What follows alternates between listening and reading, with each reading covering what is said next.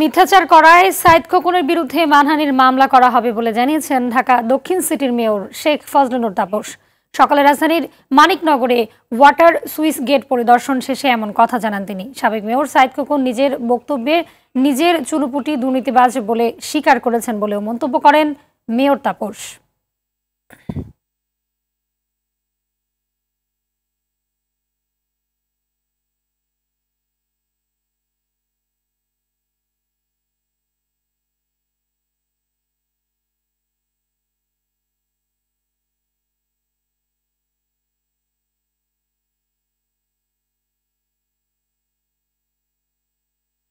আমি অবাক হয়েছি তার বক্তব্য শুনে, যে নিজেকে চিনেপুটি দুর্নীতিবাজ হিসেবে নিজে স্বীকার করেছেন আর আমার বিরুদ্ধে অভিযোগ করেছেন।